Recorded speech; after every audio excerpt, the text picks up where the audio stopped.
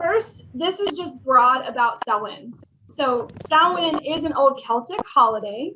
So it technically does come from the Celts, like way back before Jesus times. And it was a fire holiday because it's in between two, astrological events. I always want to say astronomical. So it's in between the equinox and the solstice. And so they celebrated this time of year because the fields were all dying off, and now they had to turn to like, all right, we did all of our hard work and we enjoyed ourselves and maybe we paired up and we did all this other stuff. Now we have to survive the winter. So the feeling at this time of year is survival and how to plan for that next year. Like you could see crops that didn't do well, maybe relationships that didn't work out, a line of cows or lambs that didn't work out, whatever it is. You reflect over what happened this past year and you kind of set yourself up for the next year coming. So we can embrace that without having to live on a farm and have no electricity or, toilets or anything. We can do that just in our own lives today, where it's like, how well did we do in the last year up until this point? Then you start preparing for the next year coming. So if anything, the theme of this is a year ends and a year begins. And that's why they do call this the Witches New Year, because it's the year ending and the year beginning going into Yule, which is when the sun god is, no, I don't know if he's born. He's procreate. He's in vitro. Is that the right word? He's in the belly of the lady, which is really funny. If you follow the god stories, the old god, king, whatever, dies and goes underground. So the goddess follows him, right? So that's why the whole earth is like in tears and famine and whatever. Well, she goes down there and sleeps with him while he's dead, I guess, and then comes back and then births him, the same god, and then they do the cycle all over again. And so it's really interesting. It sort of plays on incest, but not really. It's like these deities just keep recreating themselves. I think it's just like literally. Well, I was just thinking about relating that to how we all came from the same thing. We're all really just one. Yeah, we're all part of the one. We're all part of one. So I mean, that I think is the one what that source. reminded. Yeah. Oh, well, thank you for putting that in a non-incest way. It's so keeping it clean for the moment, anyway, until I start cussing. Well, we'll just try to not say too many cuss words. Oh, damn it. So, what? Oh, is that your cuss word? All right. So, historically, this is what you would ask yourself. If you want to journal during this time, keep asking yourself, what will you grow in the next year? So, literally, it meant crops and things. But for you, it's what are you going to commit to at this point and say, I want to grow this over the next year? And you set small goals, intermediate goals, huge goals, and you just start with that. And then you try to do what you can to grow that goal or that dream or career, whatever it is, relationship, you grow that in the best way that you can. So that's a thing that you'll grow. Now, how will you grow? Like, what's something inside yourself? What will you release? Because this is the time where something dies and something's born. So what can you let go of within yourself that can help you grow in the future? Often things that come up, of course, are past hurts in relationships. That's one of the biggest ones. Friendships, sometimes that didn't work out. Jobs that you don't want to be stuck in for the next 10, 15, 20, 30, 40 years. Even places, moving places is a good time to do this because you're setting in when you're going to be at home anyways, and you can really address your home stuff before you have to get out into the public come spring. So all of that. Since we don't have to focus on the work, this is sort of the old way of thinking. Since they don't have to focus on the work any longer, they focus on their spiritual selves. And this is when we really turn inward and ask ourselves what we're doing with this life, right? This life is a gift and we're supposed to learn our lessons here. So what are we doing with it? Are we in search of those higher lessons? Are we trying to get to our higher path? And then the last thing to do during this time that's stretching over all the span of the universe is tell stories about the people that you have in your life now, the people who have passed, and the future things that you hope to enjoy. Storytelling is such a huge part of this time because we're stuck indoors. You can make up stories, whatever it is, but it's the talking and the getting together with people and communicating effectively and like sharing things, ideas, stories, all of that. All right, I'm going to set that card aside. We have them spread out in front of us tonight instead of like in my hand to flip through like normal, so I have to just choose one. All right. Next, here's something that I actually wrote down for the first time. I've known the history, but I've never wrote down the dates. So I love that Halloween is like, what is Halloween and where did that word come from versus Samhain? Like let's meet in the middle. Where did the history come from with all of this? Well, as we know, when Christianity started to take over in different places, one of the ways that they tried to get the holidays to come together is that they would rename them into something else and have a new celebration added to it. They wouldn't totally take it away. But with Samhain, they were really annoyed with Samhain for whatever reason because of the fire and the mischief that sometimes it caused and the belief in the old gods. So they tried to move Samhain to May 13th, okay? And this was in like 400 AD. But they tried to move it into May to get closer to Easter, to get away from like fairies and bad stuff and whatever. Well, that didn't work because the fire festivals in October and November went on for another 400 years. So another pope tried to change it in 800 AD. And he decided that instead of taking it and moving it away from the actual date of the pagan holiday, he made All Saints Day, which is November 1st. Or it's like All Saints Day and something else Saints Day, which is November 2nd. So they started blending these things together. This is where everything gets super, super muddled and you really don't know where things can come from. People do history searches on it, but believe what you want. Like, let it be your own history and how you formulate the way you want to think about it. But once they moved the All Saints thing to it, All Saints had a word in Middle English called All Hallowness. So it is not spelled exactly like it sounds, but that's how you pronounce it, All Hallowness. So that's why Halloween or Samhain became known as All Hallows Eve, because it was the day before All Saints Day. So after like 1,200 years of messing with this stuff, we finally embraced actual Samhain in the 1800s when we started getting settlers into America, where we were like, F the king, we're going to do what we want. And people started practicing their religions freely without, anything, until Protestants made it really hard for some people in some areas to collectively get together and do like the fire festival thing. Because as soon as fires were involved, they knew. So they tried to change it to a candle mass sort of thing, where it's like, oh, now we can burn candles, no big fires. Ending up on, we have All Hallows Eve. Then in the 50s, Halloween came about. It's a long history of it, but that's how we got from Samhain sort of all the way down into Halloween. Halloween is not even a real word. It comes from a Middle English word, hollowness, all hollowness. So now you have useless knowledge that you can win in trivia if you go out during Halloween, okay? Congratulations. I hope you win the big prize because somebody asked the question about that. All right. And it was always popes that were trying to change it, by the way. I didn't know that, but only popes could assign saint days. So I thought that was cool. That's the one thing that I learned in doing a little bit more research. So why did people get so upset that we wanted to create these massive fires? Like, what were our big fires for? Well, fire as a protector. Fire is meant to symbolize protection, and it's also meant to ward off things. It can also attract, if that's your intention, but mostly in the old days, fire was known as a protector. It stopped diseases from spreading. We used to walk our cattle through it to burn off any negative energy around them. So this fire thing, right? This is one of the fire festivals. People, I'm going to get into the dressing up. Don't let me stray. Hold on. So with fire, I don't know. I mentioned this a little bit last week, but jack-o'-lanterns, which I love. So how did we keep the fire festival thing going since we weren't always lighting bonfires? As we get closer and closer to each other, like lighting a bonfire in your yard is probably illegal in most places, unless you live in the country. I got to do that when I lived in the country. You throw anything in there, pallets, beer bottles, it didn't matter. Anyway, so when people had to cross through town and there was no electricity, they would carry with them, especially on All Hallows Eve or on Samhain, would be turnips carved into faces or with shapes in them, protection shapes.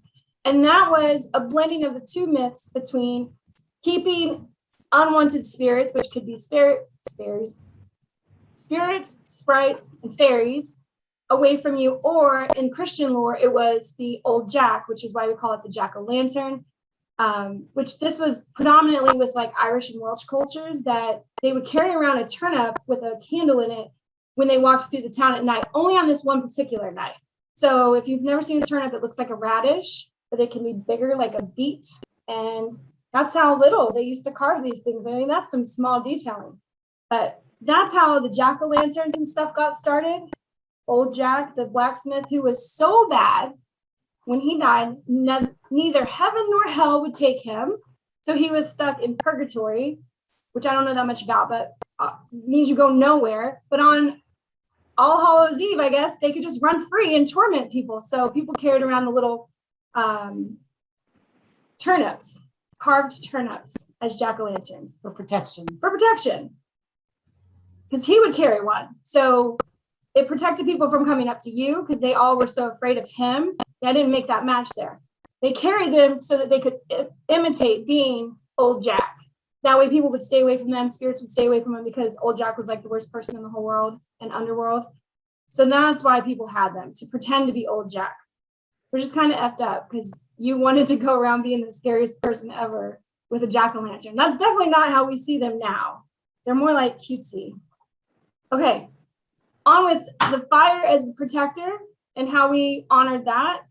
I mentioned in another meeting, but just so you guys know, people used to put, what are these things called?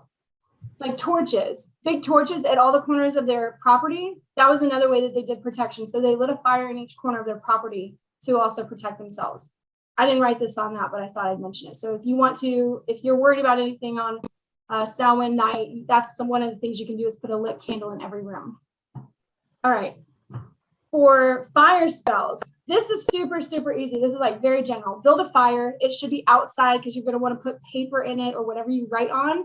But in some kind of outdoor fire, spells for releasing, getting rid of, and asking for things that you need to get rid of. So it is sort of mostly releasing, but it's getting rid of.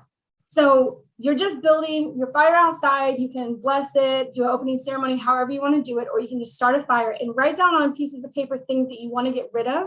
And during this time is when spirits are listening to our wants and needs more. So the ideas for putting things in the fire, this is what I wrote down.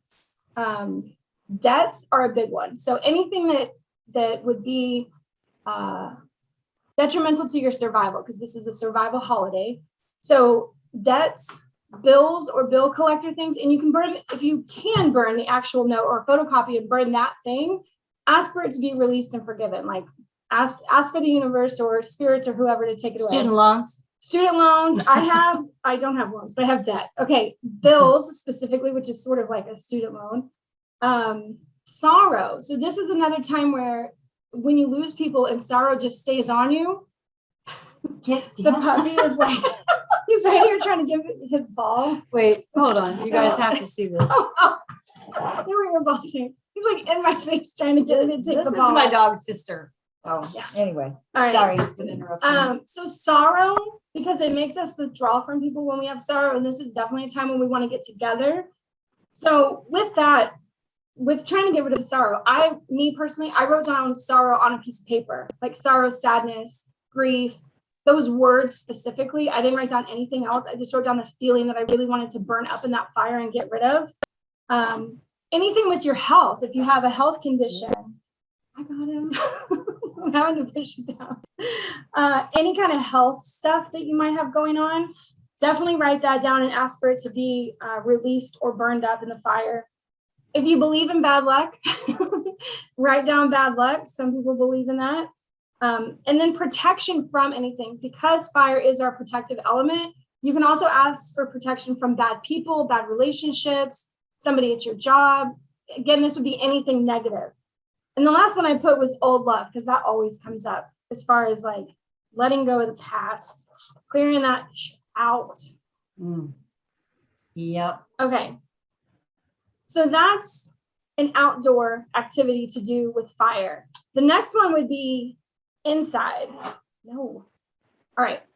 To honor the tradition of sharing the flame. So in the old villages, when we didn't have electricity, Samhain would be the night when everybody would let their hearth fires die, right? So this is your kitchen fire that you always kept lit, because we didn't make fire easily as a match way back when. It was more like a wheel or a flint or something, right? Fire was kept alive and burning all the time in the hearth. So for this, it would be on the night of Samhain or another night of your choosing, close in this season. You would let all of your electricity stuff go out. And by that, I just mean shut stuff off. I'm not flipping the power switch to my house. I don't want to reprogram all my clocks. But shut everything off, put your cell phone all the way off, your Apple Watch away, nothing that has electricity or is on as much as you possibly can.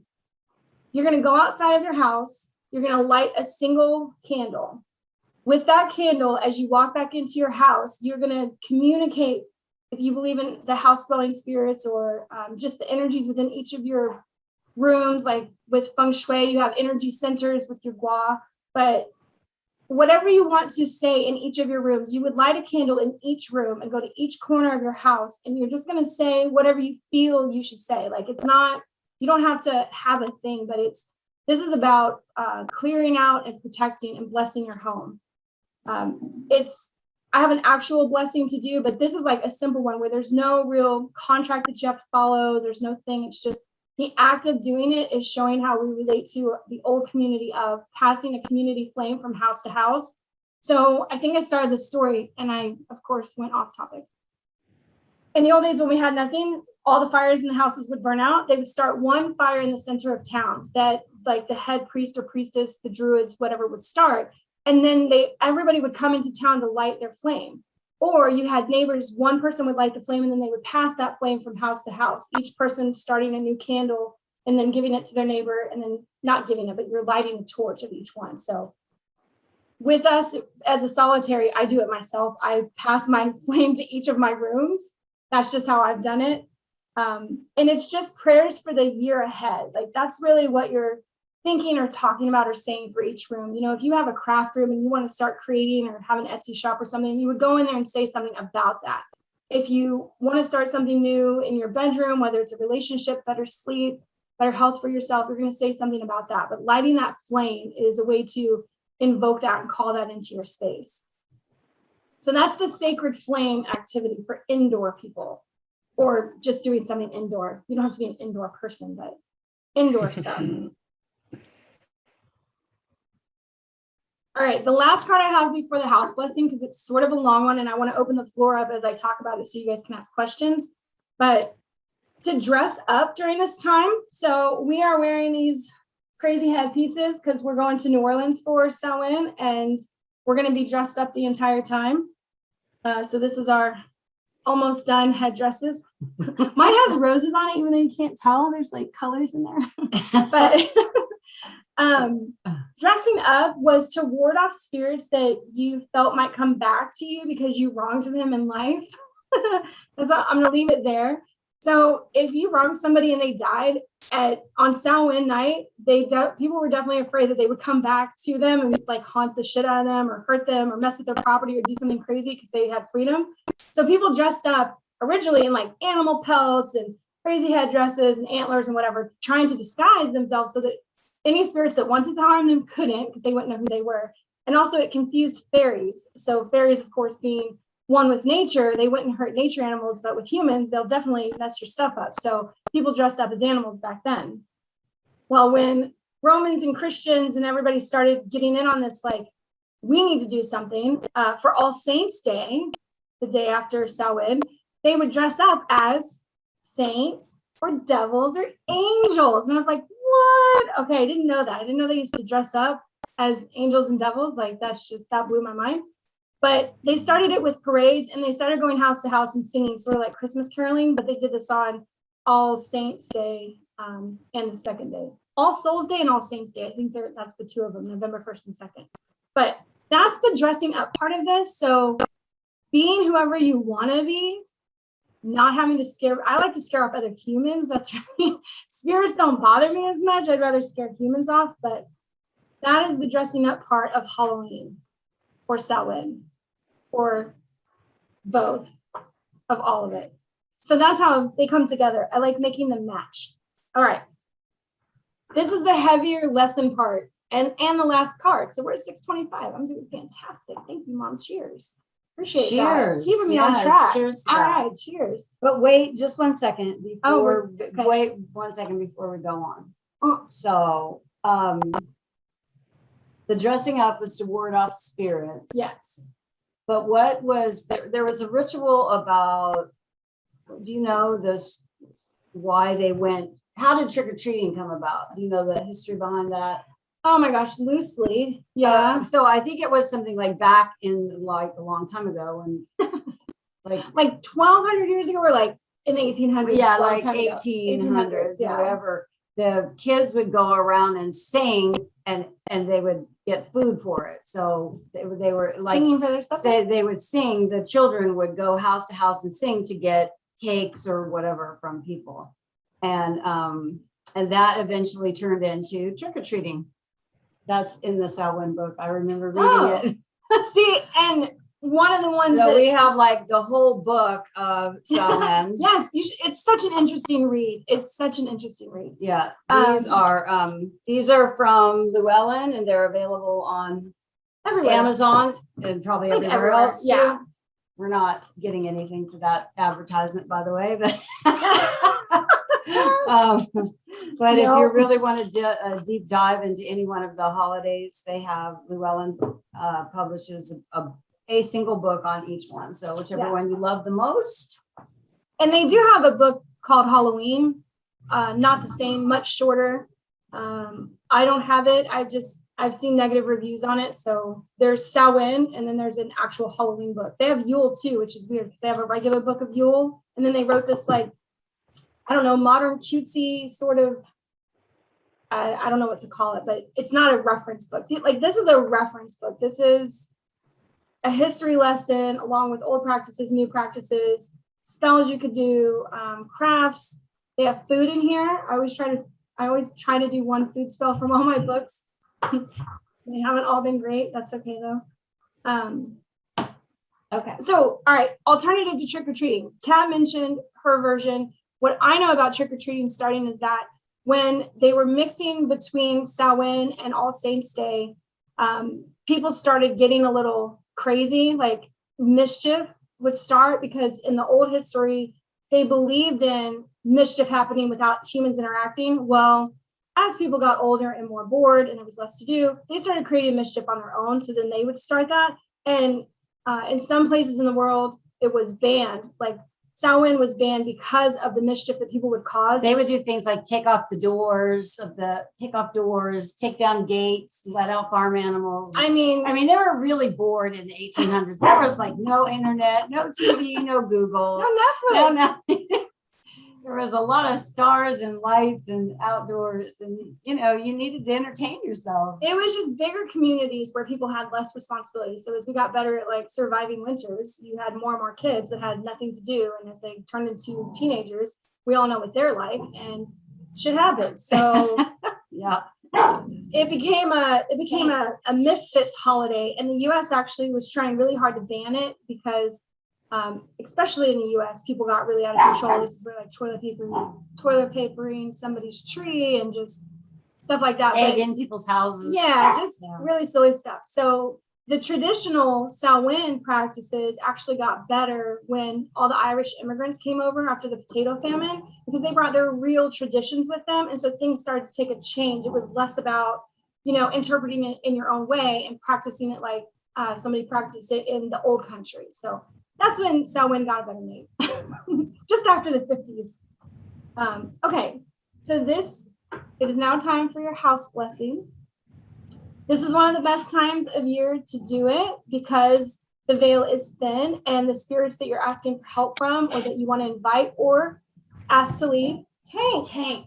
Shh. I don't know if you guys can hear him. So this is one of the best times to do it. You're going to have to close that. Sorry. He sees people outside the window and he just feels like he has to growl and bark. So the first thing to know is that negative energy or stagnant energy sticks in a house that's not physically clean. So the first thing you always want to do is just make sure that your house is clean. I mean, you don't have to have a professional organizer come in and feng shui it, but just clean and no clutter, because that's where stuff sticks. The next thing to think about is that they'll be cleansing with 4 elements. So fire, water, earth, and air. And with earth and water, we're just putting we're putting water and salt together. So that's how you're doing it. It's not, and hopefully everybody can burn stuff. I didn't write anything down as an alternative for burning an incense. That's going to be air. The other thing that you'll want to have with you, if you agree with this, but I always do an offering. Bread is like the easiest offering that you can do. It represents the body, any kind of bread that you want to put out, and then have a candle as lighting for the offering as well. So I was trying to go through a list of items to have, but I don't know if I did that successfully. An incense or sage. Frankincense works really well, but it can be an incense of your choosing, just something that smokes. A candle, a color of your choosing. Black and white are always good. You can also do blue during this time. Blue is a deep healing color.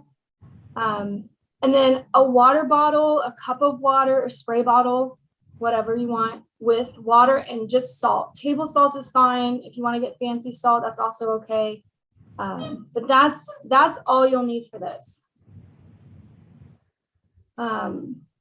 Okay, can I stop you there for 1 second? Yes, I don't want to go fast. I'm taking notes, you guys, too. So I'm gonna, for my own edification here, I want to go back just over this because you made a lot of important things. So Okay. the first thing is this is a good time of year to do this. That's Yes. the main thing. Yeah. The second thing is you want your home to be cleaned. It doesn't have to be professional, Yeah, but clean it up because, you know, dust and stuff holds energy, negative energy. Yeah. And then we're going to gather things that represent the 4 elements, and Because you're going to use them in this blessing. because you're going to use them in the blessing. And the 4 elements are air, earth, fire, and water. Yes. And so for fire, we would have a a candle. candle. Mhm. Obviously, for water, we would have some water in a bowl or a cup or something, Or a spray bottle. or a spray bottle. Yeah. For earth, we're going to use salt, and Salt. table salt is fine. Table salt is fine. And then for air, we're going to use incense An or incense. something that burns. Incense sage, or yeah. sage. Yeah. Okay, so those represent the 4. And then the last thing is we're going to have an offering, and we can use any Yeah. kind of bread. How much bread? A loaf? You know, I mean, if you're feeling generous, I mean, you're not. bread's like $5 a loaf of bread. I don't buy bread that often. I'm sorry. I would use a roll. In my household, I buy seeded rolls. I think they're cute. I would actually eat them if I bought a pack of them. So I buy bread that I would eat. So I buy the ones with all the seeds on top. Okay. That's what I like. All right. Well, I But- just want to point out that also in this book, there's this really easy recipe for bread that you can make and then form into a shape, right? In the I selling didn't look book. at, yeah, I didn't Okay, look at recipes there this is. year. So anyway, but it tastes horrible. So it's like salt, water, and Oh. flour, and it's not even edible, but the spirits evidently like it. The spirits like it. That's Yeah. all that matters. Okay. All right. Everybody, is Wait. everybody good? So everybody knows we're all on. We I all just know have what to we're ask a doing. question really quick. Okay. Was that a shot at my really bad bread from last year? No. It's like next time we throw some sugar in it, maybe. Wow. Or butter. I don't know. Well, it looked Okay. really pretty because It it was was kind of very like pretty. this crisscrossy. It was a really Yeah. cool design, but it definitely was not for eating. It was just for looks. So Well, it was from eating way back when, before they knew about a lot of spices. Or spices Yeah. were just more expensive back then. before anybody had a palate. Okay. So we have our items together. So there, just to clarify, there will be 2 candles. You have a candle for your offering, but you have a candle that you'll be using to go around your house with. I don't know if I made that We distinction. didn't. Thank you, though. Okay. Are you feeling spicy, man? I am not feeling spicy. I'm trying to be helpful Yes, because no, you you know are, this is kind of a big deal. This is our beginning. It's this the is- beginning. This Yeah. is the end of a year and the beginning of a new year. So Okay. to me, this is kind of a big deal, and I want to do this. So I want to make sure that I get it right, and I don't have to text my daughter later and be like, "What did you say about?" Remember what I said about right. If you have good intentions while doing this, you cannot really do this wrong. Just remember that. The most important thing you'll ever bring to a ritual or a spell is your thoughts and like your mindset, your mind frame in the time. Don't come into a spell being super sad or pissed off. Like, that's not the time. Your mind and how you control that during this, whatever you do, that's the way to do it. So if you don't have exactly the right things, it's the intention that means more than anything, more than any candle. It's your intention. So Still, I like all the things I know because you they do. raise the vibration and they They make do, it they feel do. more like a ritual. Yeah. No, I get it. So, I gotcha. I mean, I think that's part of what I like about it. Okay. Well, without giving you exact instructions on which elements to do first, you'll have to make that choice yourself, ma'am. I know. I can already see her. But wait, I have to do this one first. No, you do whatever one you want first. Okay. You're basically taking each one of the elements, and just like with the fire protection one, this is the same thing. Starting at your front door, your back door, wherever you want, you're going to take an element. Let's use the candle first for protection. So write that down, that candle is for protection, because you're going to use that word specifically as you walk through your house, because that's what it represents as you go through each space. And you can make up your own mantra. I don't want to say spell, but your own words to say to your house, to your space about protection for you. An example would be, you've lit the candle, you're at your front door, and you're going to go walking through your house, through each room, and saying, with this candle, I protect this space and invite in only good energy. All other energy leave, you know? So whatever you want to say towards protection, you can look something up too. There's nothing wrong with that. But make sure that when you say it, you feel it, like it's words that you really get. That's probably the most important thing. I always say, talk to the universe, the spirits, like they're your best friend. Don't make it complicated, because then you get caught up on trying to remember what to say rather than feeling the feelings of it. But fire is going to be the protection that you walk through your whole house with. When you've gone through your whole house with that candle, set that somewhere safe to burn all the way out. Doesn't have to be anywhere specific, but just, you want it to burn all the way down. So using a spell candle or like a small, what are those candles called, Mom? Like the Tea light? Oh, or a tea light. A tea light one would be good too. They're called tapered, I think. Or yeah, those long ones, like on fancy tables. I don't know. Tapered candles. Tapered candles, yeah. And remember, the color doesn't necessarily matter. Your intention does with that. Okay, so that's walking through with protection first.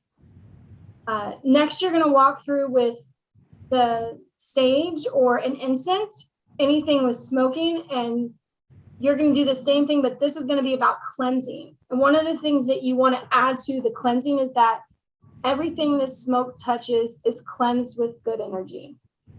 That's like as broad as I can get with that. You can add anything else that you want as far as with cleansing, removing negativity. Think about it as you're walking into a room that's filled with black smoke and you're bringing in a cleansing white smoke. So even if you envision that, that's good. Get a feeling as you see the smoke enter and go around the room. If you want to do the corners or a specific like bed, dresser, chair, whatever, that's what you're thinking about, is like all this black smoke is falling away from it.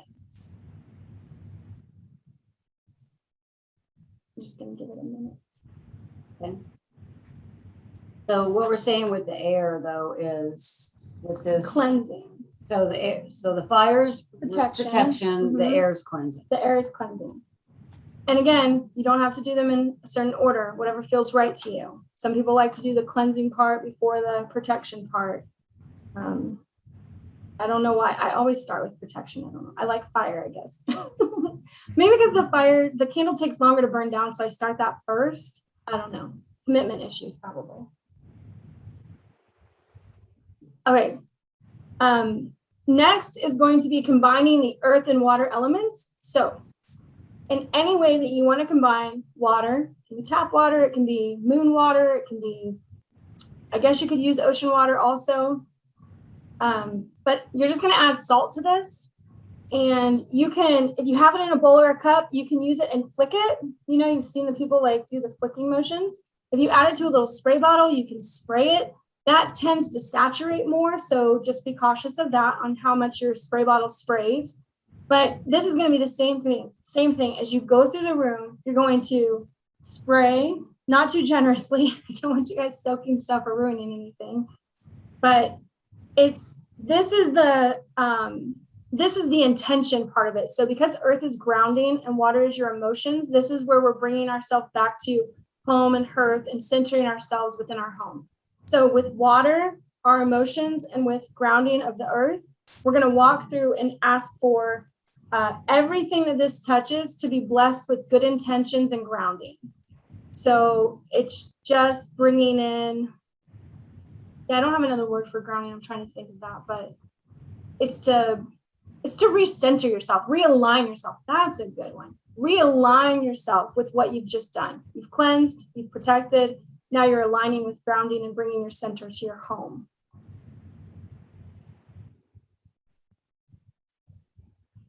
No question? Okay. I'll be listening to the meetup later. We'll get this up as soon as we can too. All right. So you've done with your water? Done. All right. The very last thing is to go to your stove area. It doesn't have to be on top of your stove, but it needs to be your stove area, which should be somewhere central in your house. And the reason that that's important is because the stove is the symbol of the old earths and like fires of old and all of that. That's why we go to our stoves for this specific type of spell. You're going to place your offering, your bread. Your guys' offering can be anything. It really can be like fruit, or please don't put meat out, but anything else that you want that won't spoil overnight, because you want to leave this overnight and you never ever eat it afterwards. I don't know if anybody's ever addressed that, but when you do an offering, if there's anything left over, it's not Santa's cookies. You don't eat them in the morning. You light that second candle, you put it on the stove with that offering, and then you just think it, that this is the offering to the spirits that are around you that protect you, that keep you grounded, that have helped you cleanse your house. You can address your spirit guides, you can address ancestors, you can address the unknown, the universe, the one, the all, God, whatever name you want to give it. And this is the offering to help you keep your space cleansed, protected, grounded, and centered. That's it. So to end this, you walk away from it, obviously. You let your candles burn down. You leave the food out overnight. And then in the morning, you can put the food out into the earth somewhere. So don't throw it near roads because it attracts animals to roads and we don't want to get them hit. But anywhere else, if you set it off somewhere so that it can just return to the earth so that we don't consume it, don't throw it in your trash. You can place it in a lake or a river or the ocean, any way that it can get back to the earth naturally. So animals eating it is also fine. And then your water, you don't have to do anything special with that. You can dump that out. Don't water your plants with it, but you can dump it out somewhere. Dump it down your drain, doesn't matter. Use it for other things. And for your candles that have burnt all the way down, the wax can be returned to the earth, most likely. I mean, if there's single candles without anything around them, you can bury whatever's left if you scrape it out of it, or it's on a paper plate, return it to the earth. Everything that you possibly can when you do this spell gets returned to the earth, because any energy that you harvest, I got Samhain on the brain, harnessed to do this, you want to return to the earth and let it go back and help somebody else. There is no specific night that you have to do this. It does not have to be on Samhain night. This is just the time to do it. All right, and that's it. I'm going to open the floor for questions. We have some questions in the chat. Okay, great. Water is emotion. Water yes, is emotion. That's correct. Yes. Let's see what else. Maggie gave us a smile. Oh, okay. What was that? Can you set the candle down? Yes, absolutely. If you have a home altar already, the candle that you're using to go through your household, yes, you can set that on your altar. Anywhere safe, it's totally fine. Putting it on your altar, especially, that gives it more meaning to let it burn out there, because your intention. You can start at your altar. If you want to start your house blessing at your altar, you can start it there too. So when you start things like this, I always try to tell people to surround yourself with a white light. That's what I do. Just to make sure that you're in that space, that you know that that's what's about to happen. Like, bring yourself in to center yourself to do your magical workings. That's the only thing I don't think I actually mentioned. Starting it, Okay. All right. So Cicely has her hand raised. Cicely. Hello. I finally made it back on the Monday. No, you said when you do the offering, you light the stove, like you turn the stove on. No, there's a second candle that you light. So you should have another like small candle, or a candle that'll be able to burn down within an hour or two. You don't want to leave it going all night. But a small candle that's with the offering. Yes. I got like this kind, like the little. Yes, exactly. That's a spell candle or a chime candle. Yeah, that's exactly right. Mm-hmm. Yeah, that's a, I didn't say not turn on the stove or do turn it on. So that was a good one. Thank you. Yeah. Okay, and Mary Cox Mary has a question. Hi, Mary. Sorry, I had to unmute myself. So when you do the water and the salt, can you go ahead and mix it, or do you need to do that as you're doing the ritual? The mixing. Yeah, you can mix it, shake it, stir it ahead of time, just so that the water and the salt mix together. Yep. Okay. Another great question. Thank you.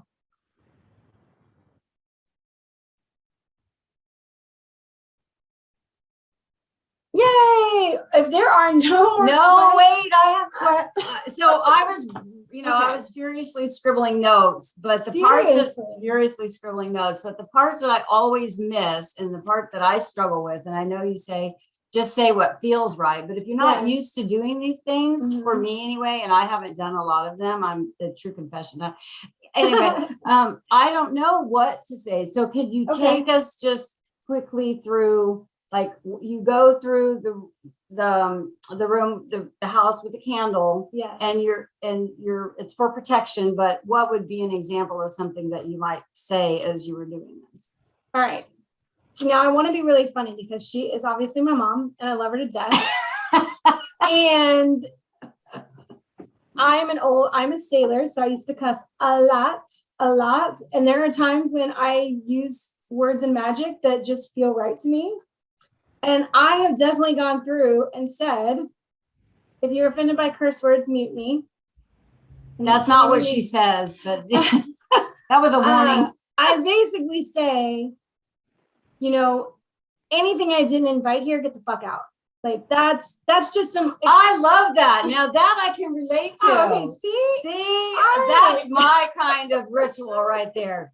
Get the fuck out. Yes, it's unwanted stuff, and my language has to feel really real to me. And it's like I don't always say it out loud if there's a chance that somebody might hear it. But if I'm outside by myself, that is my real language. That is the way that I speak when I'm talking to myself. I say the F word a lot, drop F-bombs, try not to do it in front of children or old people, but. Well, you know what? Just kidding. Just kidding. Oh, she got it. Well, you know what? That helps me really get like the vibe of what it's like the messages get out. I don't have to say those words exactly, get the fuck out, but the messages get the F out of my house. All right. So there's that part, right? So this is the clearing, cleansing, protecting, because they all sort of blend together. The other part with just protection, imagine that there is like a Jason or Hellraiser guy. I can't think of all the other an ex-boyfriend. I don't want to say. There you go. Imagine he's standing outside your window or your door. What are you going to say if you knew that your candle was a barrier of protection so that he could not cross that line? What would you say in that time of, you're not welcome here? Nothing, unless you're invited, you can't cross this line. I mean, so you're laying a boundary of protection for yourself, thinking about whatever's outside that you don't want to come into your space cannot cross that line. So if you think about it like that, like you place an image in your mind about what you don't want and what you're protecting yourself from, because I guess that can feel vague. Like, what am I protecting myself against? Well, you just, your house is your sanctuary. So you want to feel safe there from whatever. Everything. Negative energies coming into your house. Maybe you buy things at the Goodwill all the time, like me, and bring them home, and sometimes forget to sage them, and they're bringing negative energy in, and then you're like, why am I breaking things? Okay, that really helped me a lot. Does anybody and someone chimed in and said they had trouble with verbiage too, so it's not just for the old people like me that did I mean it? Bree, thank you, Bree, for supporting me. Support. So, okay, so that's protection. So it's basically everything get out and protect my space. So, okay, that was really helpful. Yeah, it's a good thing to imagine like a line that's being drawn with the candle. Okay. Visualization during this can be really, really helpful as far as what you feel like you see when you're doing things. When I do candle protection or salt protection, I actually imagine a dome shape going up, and I don't know why it's a dome, but I imagine a dome going up and over the things that I'm protecting or asking for things to be cleansed. It's not just like my square space or whatever room. It's like it's over the entire thing. I imagine the smoke rising up and just going over and like filling this bubble. I live in a bubble. That's what I put myself in. The dome, the half dome bubble thing. Yeah. Okay, so then we're going on to cleansing. With air. So cleansing is meant for in your house only. This is your items. This is the energy that other people have brought through. All right, I have a good visual for this. Have you guys ever been in a store and somebody walks past you and they smell really bad? Like it could be BO, it could be too much perfume, cigarettes. It could be whatever. Yes, okay, definitely. All right. And you know how Febreze is like your best friend at that time because it eliminates the smell and you smell something really good. When you do the cleansing of stuff, you got to imagine that all these little particles of whatever you're cleansing with, whether it's the smoke and the water and whatever you're throwing down for protection or for cleansing, that's touching every little microbe that is now walked through. So when I think of somebody walking through that's very negative or that has a shit attitude, and they just leave this like black trail, like a slug behind them. And if they've walked through my house or my space, I'm like, I feel like I can see their negative trail, right? It stayed. So that's when I come through and I just imagine that breaking up and falling down to the ground that I can like sweep up later, vacuum up, whatever. That's how I visualize the cleansing part. Did I get off? It was cleansing. Well, what do you say? Oh. Yeah, well, I guess it was what would you say during that time of like, ew, get out, get off, stop being negative, stop being bad. I don't know.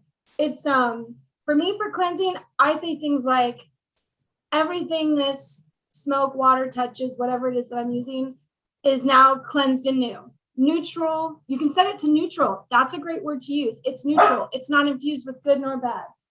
You're being so extra tonight, Tank. so much attention. Yeah, that's why I don't give you guys specific words because things that I say may not feel right to you at all. And that's perfectly okay. You find the words for you that sound really natural to say about if something was dirty or gross or needed cleansing, like what would you, if you were saying things in your head? First off, I think of cleaning up after my son who's 15. And I'm just like, I have all these negative words to it. But really, if I want to approach it in a positive way, I'm like, you know what? Evil shit be gone. Go, get out, leave. It's just whatever comes to your heart. So we have a couple people giving Yes. some ideas. Hopefully all of you guys can see the chat. So that's good. Yeah. Thank you for sharing. Yes. Resources. Let's see, Amelia and Elizabeth, thank you for sharing your ideas with us. Okay. All right. So I think I get the grounding one, with the grounding one. Yeah. I think I got that. I understand that. So, okay. Cicely has her hand raised. Cicely, did you have another question, hon? Yeah, like, I don't know, because I know you're talking about when we go do the house blessings. Now, if you do the protection first and then follow it with the cleansing, the cleansing won't erase any of the protection, right? No, so protection can't erase cleansing. It can't cancel each other out. What can cancel stuff that cancels things out is when you, if you're in the middle of a cleansing or a protection and you take a phone call and get really pissed off and then you try to go back to it, like you need to start over. Because the whole vibe of completing your, being able to go through your entire space with the same vision or feeling coming through to that. So what I would say is just make sure that nobody can interrupt you or that you don't take any phone calls. And if you have to, because you might have to, start it over, so that would be the only thing, because it's really important what's going on in your mind. You're mentally sending out the waves to do this. The candle is there for support, the water is there for support, the smoke is there for support, but your mental waves that are coming through the air, that is what's pushing things out. It's like, so how strong you bring that is going to be the intention set forth. I hope that helps. Yeah. That helps. Yay. Good. All right. Remember, it's your intention. Yeah, always with your intention. Protecting and cleansing can swap places. Grounding can too, honestly. You're doing it in the same space, so you should be safe. You're not, it's not like something's going to happen to you if you start one without the other. You do it in the order that you feel best about. Whatever feels natural to you. Some people feel like there's a natural order to cleanse first, ground, then protect after you've done everything. Like protection is their last thing. Protection is always my first thing. Okay. Yeah. So this was celebrating Samhain and some ideas, some history, some activities, what to think about for the year ahead. I hope that you all really take time alone with yourselves to set your intentions for the year ahead, or like think about the things about yourself, about your outside life that you want to grow or commit to. Like, where do you want to be in a year from now? Yeah, what would you like to have invest in accomplished? yourself. Yeah, write this thing down. I always say I got journal. I'm all about the journaling so you can keep track of stuff and go back and hold yourself accountable. And the last thing is, remember that Samhain does happen on a certain day because we designated it that, but it's a season. All the pagan holidays are seasons, so it happens over a span of a couple weeks. So if you have already done stuff, it's good. If you do stuff into November, you're good. I would say the cutoff would be like December 1st, you're really getting into the Yule season. So if you're really busy for the next week, don't feel pressure to do any of this. You can do it the first, second, even the third week of November, and you're going to be fine. It's still during that season. So I hope that's helpful. Some people feel really pressured to do everything on Halloween night or on Samhain night, and it's almost impossible, especially if you have kids. Or you really like Halloween and you like to dress up and go out. Hell yeah. All right, you guys. Well, I think it's 6:57. Oh my gosh. But we do have one question from Wendy about combining this with the moon. Yes. So this blessing, the house blessing. Oh, a house blessing. Right? Is that what you mean, Wendy? And you're free to interject or clarify. Okay. Samhain, she says. Yeah, combining Samhain with the moon. All right. Well, Samhain traditionally has two things it's associated with as far as for celebration. Some people waited until the very first frost. So I don't live in a place where it will ever frost. I will never celebrate Samhain if I waited for the first frost. So that's one thing. And then the other is they do it on the full moon closest to that October 31st date. So that's putting the moon in perspective. And this is just old tradition to do it on the full moon closest to it. So I hope that answers your question. We just had a full moon on the 20th, right? Full we just moon had our Pisces. October full moon on the 20th. So that means we've got a full moon in November, probably. Yep. You can still do it in November. You can still do it in November. But that's just relating to the old ways. For me personally, no. Last year, which was stupid COVID suck year, Halloween fell on the full moon, which doesn't happen again for a long time. So we're not going to cry about it. We're just going to try to live for another 15 years so that we can experience that again. Because I didn't get to do anything. Stupid COVID. All right. And on that happy note, since we're all out of questions and people are starting to leave and it's 7 o'clock, we want to let you guys get on with your lives. And where are we posting our videos? Are we posting them to each meetup? No, you guys. I'm taking the whole list of videos live, and the link to the channel, which is on our business channel called Seven Green Sisters, but the link, it'll say New Witches Meetup group. And I'm going to post that link, and then it'll just have all the videos that we have. And I, of course, appreciate any comments that you guys want to give, but don't. And subscribers, because we only have 2. No, So what I was going to say was, that's not what I was going to say. I'm saying that. No. We want our own name, and you can't have your own name until you have 100 subscribers. Oh, So yeah, that's subscribe, right. please. See, we'll let us name ourselves. So we're like gobbledygook, gobbledygook, you know. I don't know. Well, what I was going to say was that don't critique us on video.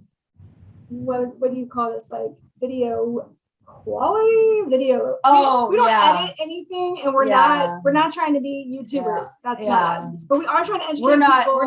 influencers, is what she's saying. Like, so don't be expecting that. The kind of quality. No, it's really it's exactly like this. Only you're seeing it past tense. So Yeah. it should be funny. I've watched them, and they're hilarious to me.